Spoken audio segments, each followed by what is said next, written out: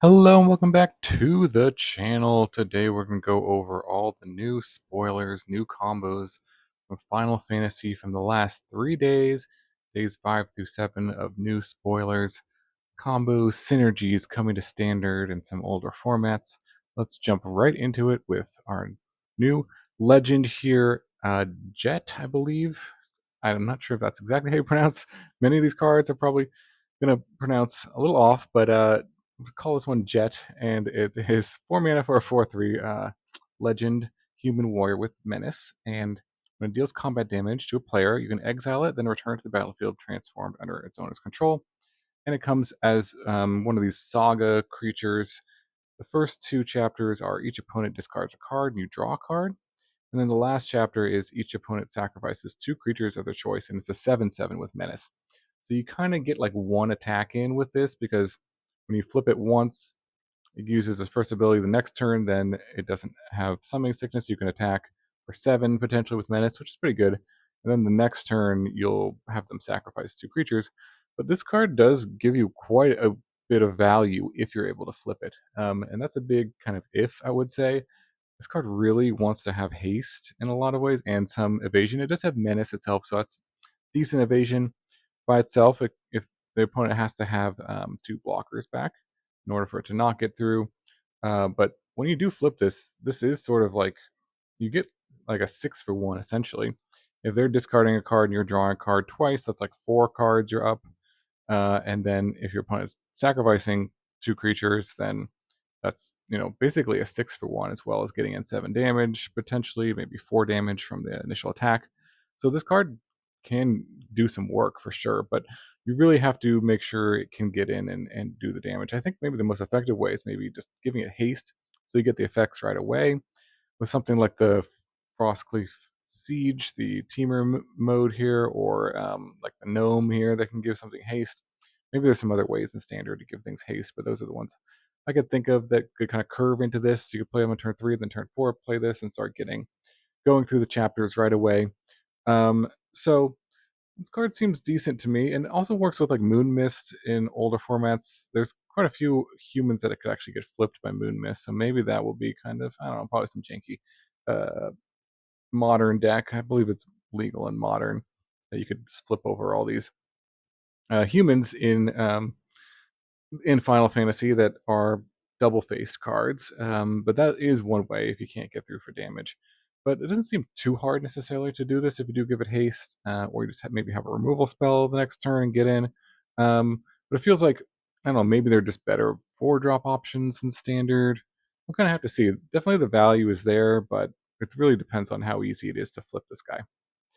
All right, let's move on to a new Fling variant, Self Destruct. This is an uncommon. 2 mana for an instant. Target creature you control deals X damage to any other target and X damage to itself, where X is its power. So again, similar to Fling, but also different than Fling because it's just doing damage to itself. So let's say you had like a 4/5 creature. It actually wouldn't kill the creature. It would do 4 damage to something. 4 damage to itself, and if its toughness is greater than its power, you're gonna still get to keep the creature, which is pretty nice. Or if it had indestructible, you don't have to like sacrifice it like Fling effects. So that's a little different too. Um, and also, like the main thing I'm thinking about with this card is that you could use it to the creature damaging itself. So things like Screaming Nemesis or the Phyrexian Vindicator both deal extra damage when they are themselves are dealt damage. The Screaming Nemesis, I guess, would technically die, but it would do, say, 6 damage if you hadn't pumped it. If you pump up the Nemesis, if you pump it like with a +3/+3, and then you cast a Self Destruct on that, it would do 6 to itself, 6 to something else. So that could be kind of a way of multiplying damage. The Vindicator by itself does 10 damage just with Self Destruct, 5 to something, 5 to itself, and then you redirect that to something else. So that's pretty decent. And then maybe you just want to play this in like the Heartfire Hero deck because it is a fling effect that does target your creature. So it triggers Valiant, and you want to, have the creature die and deal damage to itself. So then it kind of doubles up the damage that you'll be doing with the Heartfire Hero. So, not that Heartfire Hero needs any more help to be good, but this does kind of work well with it at instant speed. So something to consider, and definitely a card to kind of like keep in mind. Anything that has sort of a big power. This is really nice, jumbo cactuar. You could use this with even in limited.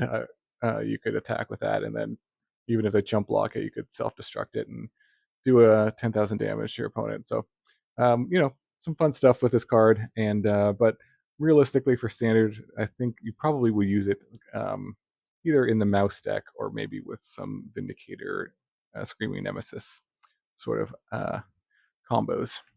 Okay, let's go to Triple Triad. This is a 6 mana rare enchantment at the beginning of your upkeep. Each player exiles top card of their library. Until end of turn, you can play the card you own exiled this way, and each other card exiled this way with lesser mana value than it without paying the mana cost. So this maybe is just more of a commander card. Kind of works well because it's like each player, so you can kind of cast a bunch more stuff if you're playing a multiplayer format and standard.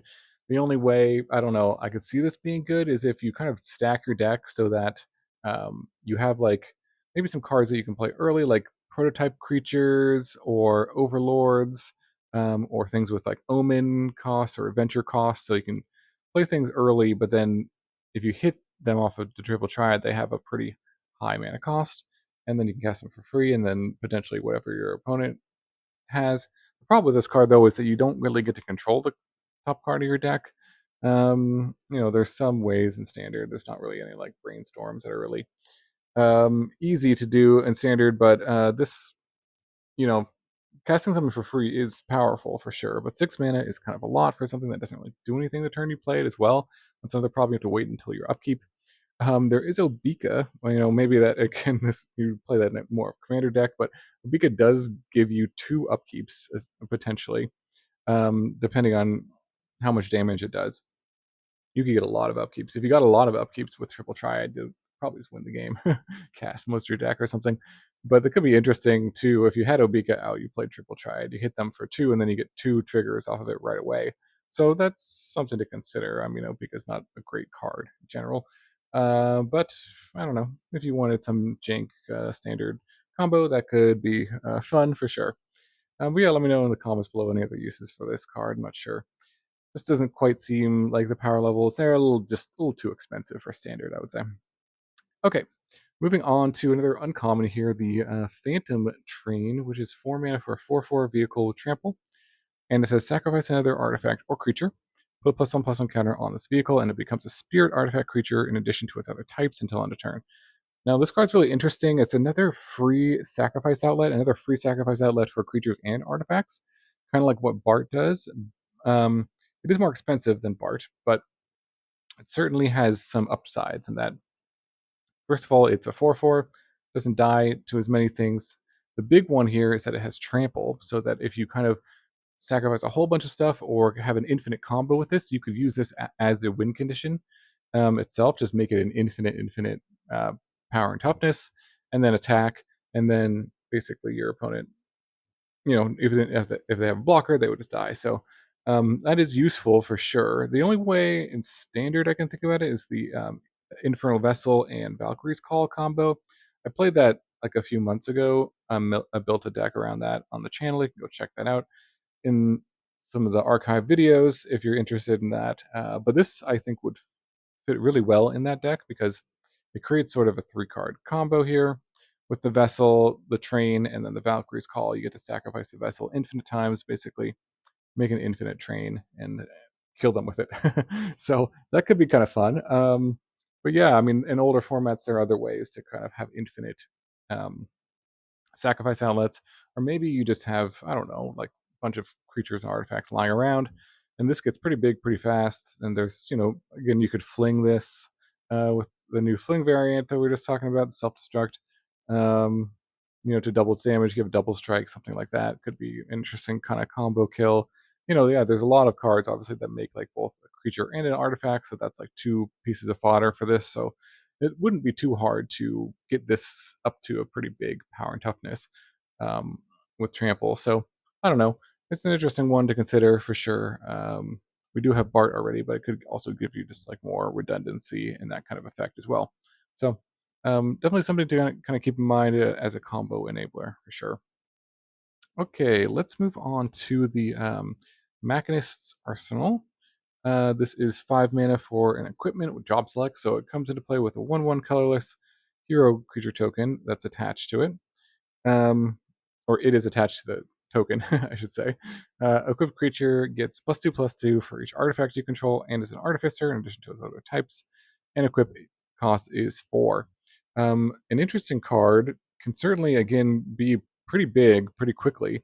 There's a lot of ways to make artifacts and artifact tokens in standard, and we even have like an artifact land, the scene of the crime. There's like Tinker's Tote, Thran Spider. There's a lot of ways just to kind of make artifacts and additional artifact tokens. So making this into a pretty big threat would not be too hard. Essentially you need 9 other artifacts to give it +18/+18. It itself gives it +2/+2, being an artifact. And there are ways to kind of use equipment, or search up equipment, like with Cloud, um, and other ways that equipment kind of get bonuses. Um, so I don't know. Maybe this could be decent. It is, a little expensive, but maybe again there's some jank with just like playing this out, and it's like a huge creature, and then you like self-destruct it on your opponent, something like that. Could be kind of fun. You can move it around. The equip cost is pretty high, but um, yeah, it's an interesting one for sure.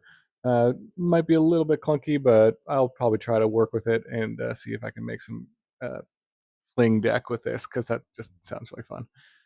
All right, let's move on to the this one, the Summon Knights of the Round. This is 8 mana for 3/3 enchantment creature Saga with Indestructible. And chapters 1, 2, 3, and 4 are to create 3/2/2 white knight creature tokens. And then chapter 5, other creatures you control get +2/+2, and put an indestructible counter on each of them. So your whole team gets buffed and indestructible. The game might be over before you get to that one. Um, but this makes it a ton of knights, 3 knights every turn for the first 4 turns, as well as having a 3/3 indestructible itself is going to just flood the board and create a huge amount of tokens on your side. Obviously the downside is this costs 8 mana. But there's a lot of ways to kind of get around that and kind of cheat this into play in standard. You could classically just like reanimate it for 4 mana with Zombify, but I think with Coiling Rebirth would be pretty funny. If you gift them a card, then you get an additional copy of this. It's not a legend, so you get an additional copy of it as a 1/1, which doesn't really matter, a 3/3 versus a 1/1 of this card, because you're just using it basically for the modes, and it would also be indestructible. Um, so you would get basically 6 knights every turn, which would end the game pretty quickly and flood the board, prevent you from losing. So that actually could be decent. There's the new Una, which could be interesting as a way just to reanimate this as well. Give it ward as well, trample, lifelink, and then if it dies, then or you could use Una to get other enchantments back. And there's a bunch of big sagas in this uh, set that you could use Una with that would be pretty useful. So maybe there's a Una deck somewhere in here to reanimate some of these sweet new sagas. And maybe Chaotic Transformation is kind of interesting because it is an enchantment, so you can kind of like use some of the enchantment tokens that we have in standard and sneak this into play that way. I don't know. There's various ways of sneaking it into play, like Kona and things like that. Um, Probably not, hard casting this ever, but there are ways I think to get into play, and it's a pretty decent reanimation target, I would say. Okay, let's move on to Sarah here, which is 3 mana for a 2/2 legendary human citizen. It says the first legendary spell you cast each turn costs 2 less to cast, and at the beginning of combat of your turn, if you control 2 or more other legendary creatures, you can transform it. It transforms into a legendary artifact with the same clause that reduces the cost, and then it says legendary creatures you control get +2/+2. So not bad for a double anthem on for just 3 mana. That's a decent rate, I would say. And there are a decent amount of like cheap legends that you can play in standard right now.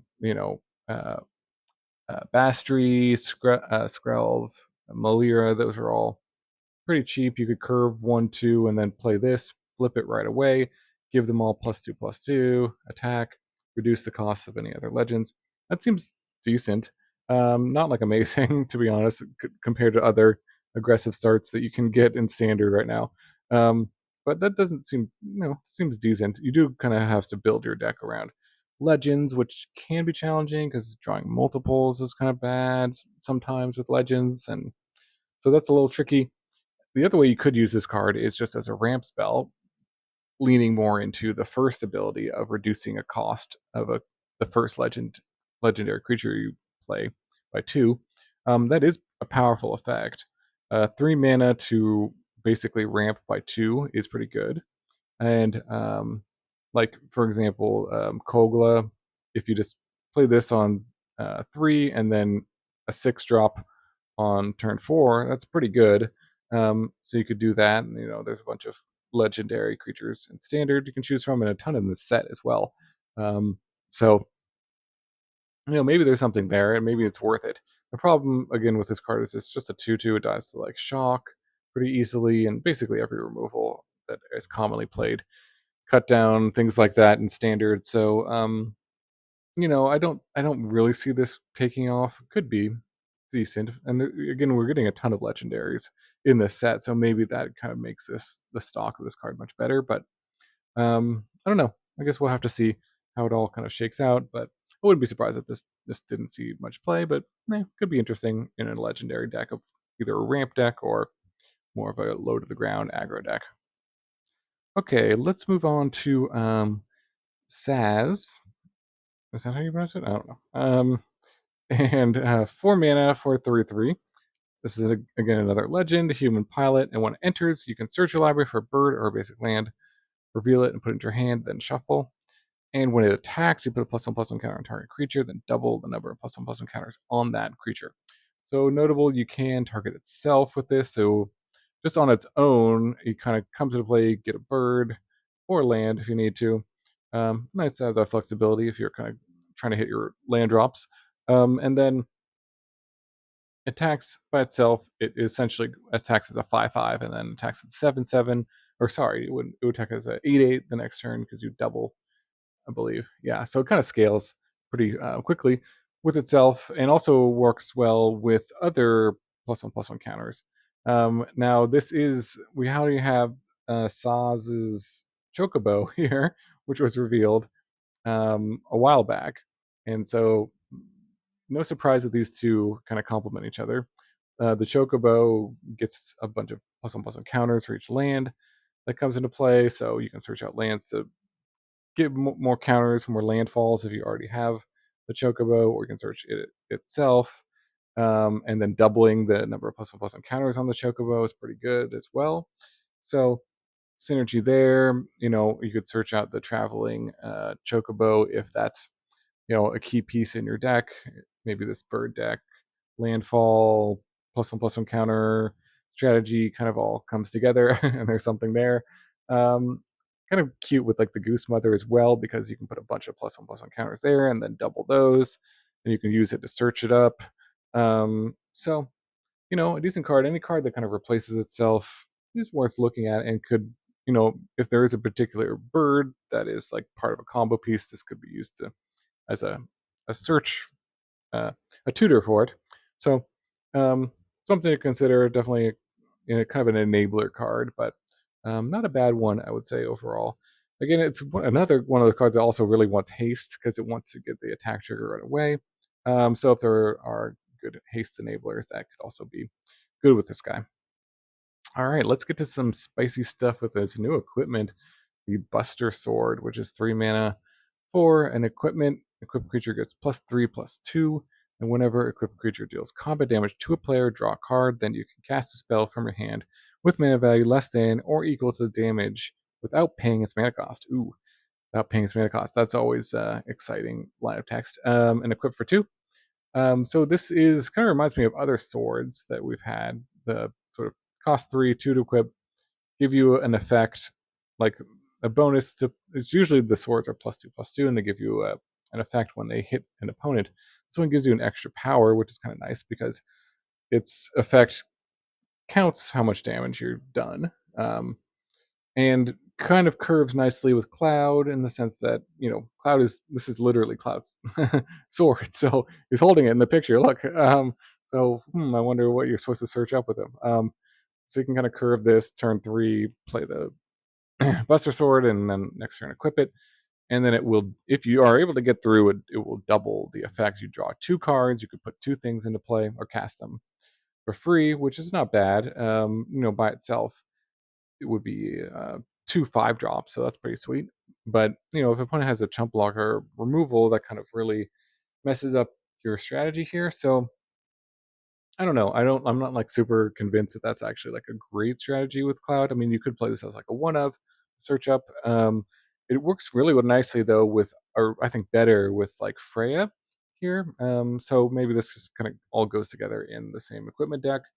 And because if you have Freya on turn 1, then you can go turn 2, play the Buster Sword, turn 3, equip it to Freya, which has flying, which gives you a much better chance of um, hitting your opponent with it, and then hit them, draw a card, and then put in a 4 drop or something like that. Now, if you have like Monstrous Rage as well, I was thinking could be nice addition because it gives it trample, which makes it more likely to um, trigger the ability to get into 4 damage, and then it also ups the amount of damage that you're doing.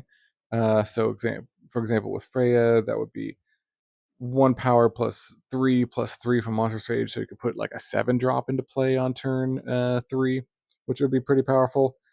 Or with Cloud, you could put like 2 8 drops into play, which would be kind of cool with Monster Rage. So might need a little bit of help to make this card good, but it is powerful in what it's doing, um, because it's giving you if you get to hit your opponent, I should say, it's giving you the mana back. Um, Kind of reminds me of, there was that deck a while back with Cobblade, one of the swords that let you untap all your lands. It's kind of like that, and that it kind of gives you the mana back that you spent to play and equip it, and also gives you the card back. So that's always good. Um, we need Squadron Hawks back in standard. Probably not though. That deck was annoying to play against, but if we have like flyers, things with evasion, this card is quite good. With just any kind of like 1/1 flyers, that can be useful. Again, you do kind of have to have the card in your hand right away to get the mana back on this, but it does give you card advantage. It does give you some mana advantage, and those are the 2 really key resources in Magic. So, I could see this maybe it's just like a one of as a tutor target. Maybe it's actually better than I'm giving credit for, but we'll see. Definitely an interesting card, and can do some powerful stuff. All right. Next up, we've got Nebleheim Flame. I don't I tried. 4 mana for a sorcery. Choose target creature you control. It deals damage equal to its power to each other creature. If the spell was cast from your graveyard, discard your hand and draw 4 cards. Flashback for 7. This is an interesting kind of odd card, although we do have a card that does this that costs 5 mana in standard.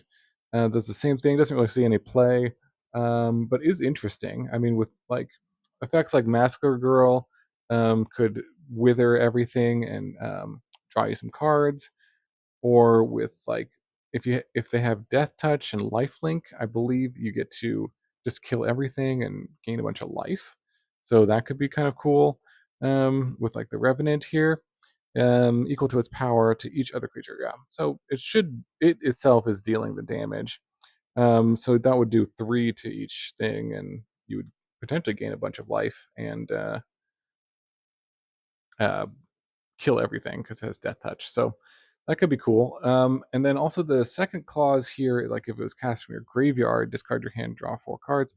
I don't know if you'll ever like flashback this, but it's kind of interesting with like Songcrafter Mage, or ways that you can cast it from your graveyard, because you can give it harmonize with Songcrafter Mage, and then you can pay for the casting cost of it. So the 2 you could pay by tapping the mage itself, um, and then just pay 2 additional red. So that would kind of be 5, and then you could actually use it to target the mage if you didn't have any other creatures in play to deal the damage. to everything, and then discard your hand, draw 4 cards. If this was like the last card in your hand, that could be pretty powerful. I don't know. Maybe there's something there. Could be interesting to explore. Yeah, an interesting card. Kind of an odd effect. We don't see it too often, but in terms of both of these effects. But yeah, we'll see. Let me know in the comments below what you think about this. And then lastly, we've got Realms Sketching up here, another uncommon here. 4 mana for a sorcery. Create a token that's a copy of target artifact, creature, or land. This card's pretty cool and interesting. Kind of can ramp you. And the reason I want to point this one out is because I think it would be decent in sort of like trumpeting Carnosaur combos where you're just like cascading into copy effects. Because this itself can be used like as a ramp spell to get to the Carnosaur, and then also the Carnosaur can discover into it and make copies of itself. So, yep, seems decent in that kind of shell. And that's basically the only kind of uses I could see right now, at least in standard. 4 mana to just ramp is not great, but if it's getting you to Carnosaur quicker, then it's probably worth it. So those are my ideas for the combos so far for the last few days. Let me know any ideas you have for these Final Fantasy cards. What are you thinking about the set? You enjoying it? There's some really interesting and kind of flavorful, cool, different designs in this set. I've heard some people complain about the power level, and I think somewhat warranted. I think a lot of the cards are designed for Commander, probably, or for um, it looks like kind of they were initially designed, from what I understand, for modern, and then they probably went into the file and like had to make sure the power level wasn't too high. So maybe like added mana costs to things and just made them not very playable for standard. But I do think there's actually a swath of quite powerful stuff as well for standard. Even though a lot of them do feel like more commander focused cards, which is cool, and I think that's great if people are enjoying it. I know I don't play too much Commander. I mostly focus on Standard for this channel, so it's kind of interesting to evaluate the cards in the context of Standard when some of them really do feel like Commander cards, but you never know. We'll have to see exactly how the whole set shakes out, of course.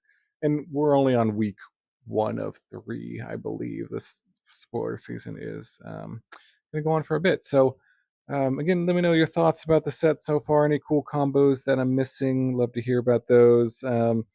We'll definitely be brewing around this set, and I already have a bunch of ideas for some pretty sweet decks.